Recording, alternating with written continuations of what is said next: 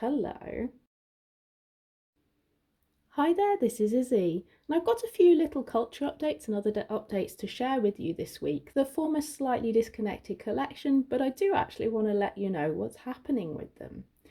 So, first off are the Nook Dendrobium, which I have in the end moved to the same pot. So you might recall a little while ago I did an update where I took these two kikis off the mother plant, rather unceremoniously dumped the mother plant, and potted these two kikis up in a separate pot. Now Orchidea said, well, why don't you put them in the same pot? They'll look after each other. And I said, okay, I'll track them, see how they go. Well, they didn't do a lot being in separate pots, so I have now put them in together so that they can support each other. And the idea here is that they'll enjoy a little bit more moisture together around the roots. They'll enjoy a bit more moisture around the leaves because they are now one and in the same pot. So we'll see how those go through time. Now there's a couple of other less positive things here. So this is the Phalaenopsis or Phalaenopsis Sogo Vivien Sogo F858. So unfortunately, when she was flowering, I also had a look at her roots, and boy, was the root system disappointing on this plant. Everything had rotted, and the leaves, as you can see, are severely dehydrated. Well, I'm not managing to focus on that very well. That's better. Now, the leaves on this are very dehydrated and this plant is not doing well. So at the moment I have it sitting in water, and I will show you in a moment one of the reasons why I have it sitting in water. There are some green nodules appearing around the base. Here is one nestled in there. So I'm hopeful something root-like will grow at some point. Now, some people don't agree with having plants in water culture, but when you need to save a plant, sometimes it's the only thing you can do.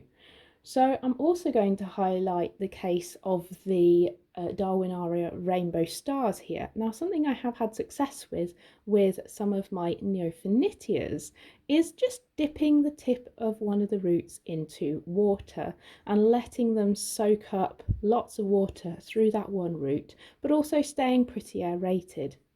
Now, I am not drowning these plants in water, nor do I want to keep them in this water culture for a long period of time. But on a severely dehydrated plant, as was the case with the Darwinara Rainbow stars, it was dehydrated, it wasn't actually recovering like I wanted to, and it wasn't growing roots. On a dehydrated plant, this can really help out. We can see that this new leaf is coming through really nicely on this plant, really thick, very healthy, nicely hydrated, and the leaves are plumping up nicely as well. So this is one of the success stories I'm having in waterculture with Neofinitias at the moment, just to help the ones that are not very well off recover. So not a long-term solution, but seems to be working as a short-term solution, just dipping the tip of a root into some water and letting the plant soak it up.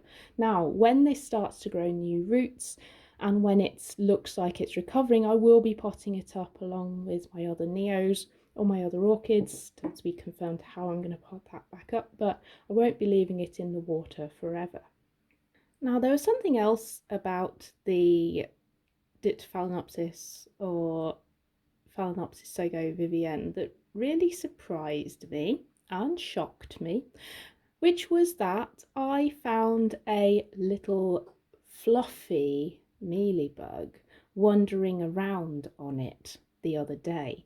Now, my hypothesis is this was hiding somewhere under one of the old leaves that has now fallen off, and might have been one of the reasons why this plant has been sucked dry. Now, bugs generally jump ship on plants that are about to die, so I sincerely hope this one isn't about to die, but I couldn't give you any guarantees right now. But I found it fascinating that a plant that was struggling had a little fluffy mealybug on it, because this is a similar thing that I've seen in my Neofinetia seedling. So I'll just bring that up for you now. Now the Neophnitia seedling, the Hanagoromo crossed with high N, is doing really well at the moment, but when I first got it, it hardly grew and it seemed to be just really struggling to adapt to my environment until one day I saw a large fluffy mealybug hanging around at the base of it, all on its own, just on its lonesome, and I removed that mealybug very swiftly. I don't like having insects in my collection, but I removed that mealybug, and ever since it's popped out so many leaves. I wonder, sometimes when seedlings don't grow very well or other plants don't grow very well, I think, well, maybe it's the plant. But in this particular case, and in the case of the Phalaenopsis Sogo Vivien, I think the mealybug might have been draining them. They're so small that one bug could make a really big difference to these plants. But anyway, the bugs are gone, so I'm very pleased about that. Now, lastly, I wanted to share a couple of plants with you that made their way into my collection recently. One of those is the Vandofinetia Virgil. Now, I saw the flowers of this Neophnitia cross and was blown away. Now, the Vandofinetia Virgil is a cross between Vanda falcata, or Neophnitia falcata, and Vanda cristata. And this cross can have lots of different appearing individuals. This particular individual is going to have white or creamy flowers with an intense pink lip. So really gorgeous, really striking, and a kind of colour pattern that I really like in flowers. So this one has flowered in the last year, apparently was grown up from a seedling.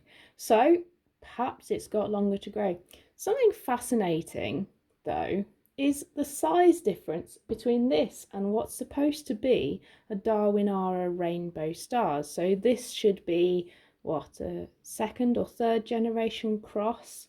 Now, it's actually much more Neophnitia sized than this one. So I wonder if this has actually got a bit more Neophnitia in the cross than I was expecting, but we shall see. And lastly, I was walking through my local plant shop, or a new local plant shop, the other day, and spotted this. I didn't have any jewel orchids before I picked up this beautiful little Macodes petola. Now, this one was pretty affordable and pretty incredible. I was blown away by these shiny electric leaves. I don't know if they're coming through on the camera, but it's like they shimmer. They are really cool, and on this dark green background. Now, it's doing okay in my environment, but I do need to repot it. It appears to be in a dense sphagnum plug. So I will repot that at some point, but yeah, first jewel orchid. There we go. And picked up from my local plant shop, which was the last place I expected to see an unusual orchid. I guess that shows how far and wide orchids are going now.